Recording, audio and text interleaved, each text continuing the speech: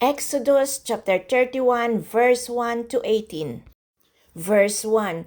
Then the Lord said to Moses. Verse 2. See, I have chosen Bezalel, son of Uri, and son of Ur, of the tribe of Judah. Verse 3. And I have filled him with the Spirit of God, with wisdom, with understanding, with knowledge, and with all kinds of skills. Verse 4. To make artistic designs for work in gold, silver, and bronze. Verse 5. To cut and set stones, to work in wood, and to engage in all kinds of crafts. Verse 6. Moreover, I have appointed Oholiab, son of Ahimasak, of the tribe of Dan, to help him. Also, I have given ability to all the skilled workers to make everything I have commanded you.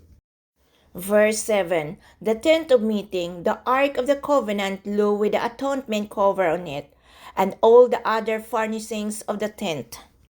Verse 8. The table and its articles, the pure gold lampstands and all its accessories, the altar of incense.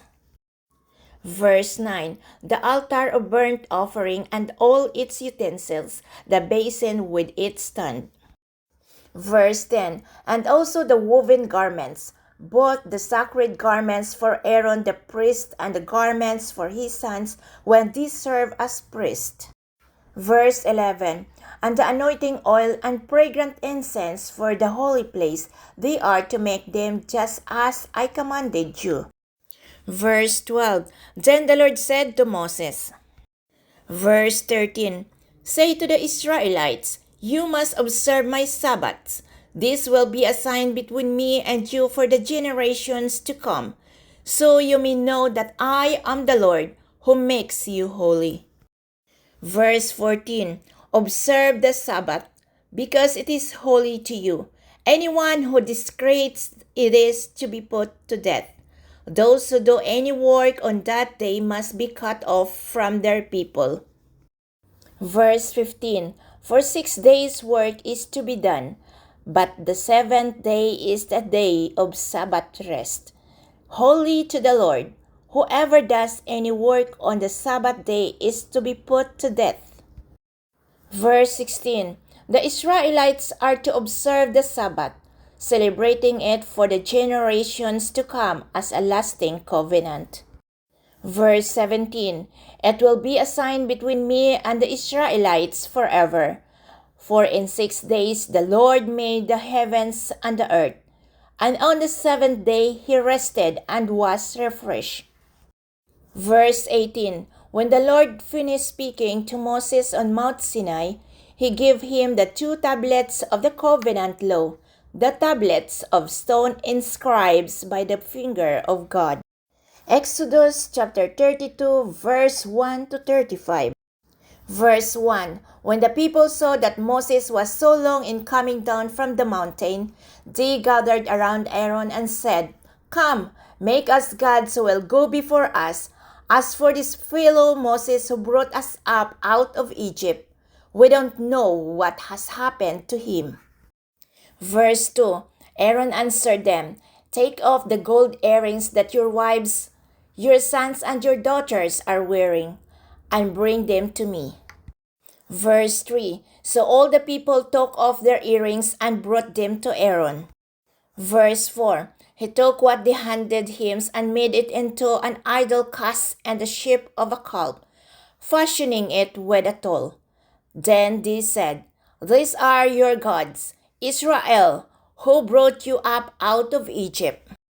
Verse 5. When Aaron saw this, he built an altar in front of the calf and announced, Tomorrow there will be a festival to the Lord. Verse 6. So the next day the people rose early and sacrificed burnt offerings and presented fellowship offerings. Afterward they sat down to eat and drink and got up to indulge in revelry. Verse 7. Then the Lord said to Moses, Go down, because your people, whom you brought up out of Egypt, had become corrupt. Verse 8.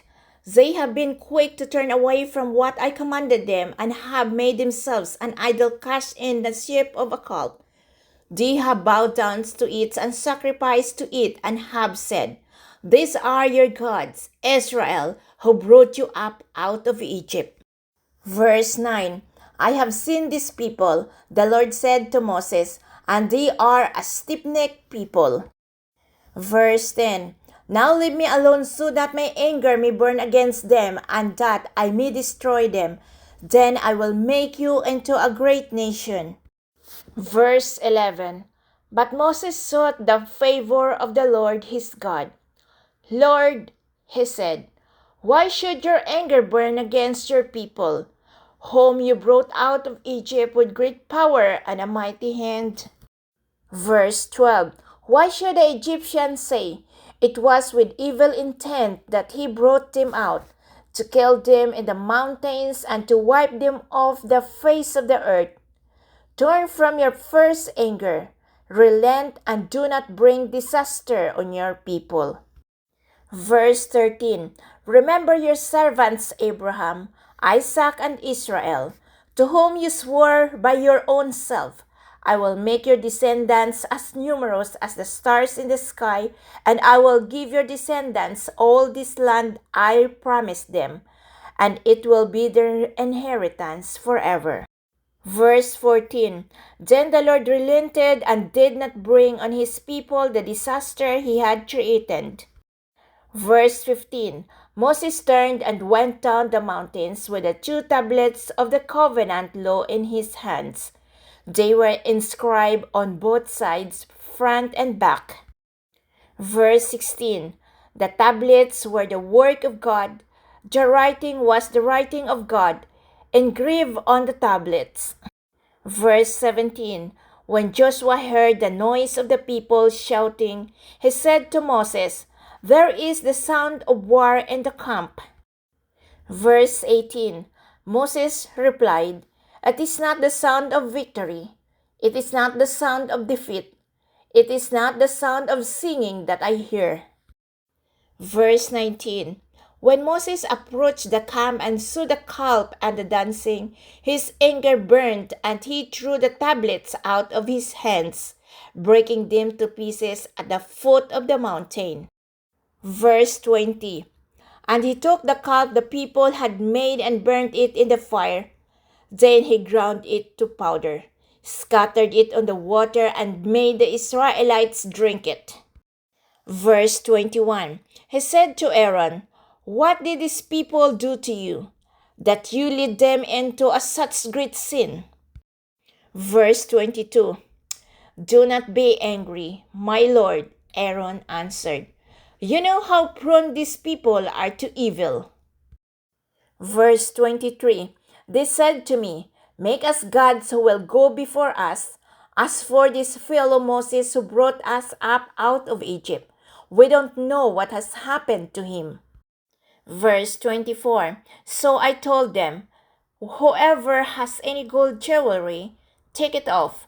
Then they gave me the gold, and I threw it into the fire, and out came this calf. Verse 25. Moses saw that the people were running wild, and that Aaron had let them get out of control and so become a laughingstock to their enemies. Verse 26. So he stood at the entrance to the camp and said, Whoever is for the Lord, come to me. And all the Levites rallied to him. Verse 27. Then he said to them, This is what the Lord, the God of Israel, says. Each man strap a word to his side, go back and forth through the camp from one end to the other, each killing his brother and friends and neighbor. Verse 28. The Levites did as Moses commanded, and that day about 3,000 of the people died. Verse 29. Then Moses said, You have been set apart to the Lord today, for you were against your own sons and brothers, and he has blessed you this day. Verse 30. The next day Moses said to the people, You have committed a great sin, but now I will go up to the Lord. Perhaps I can make atonement for your sin.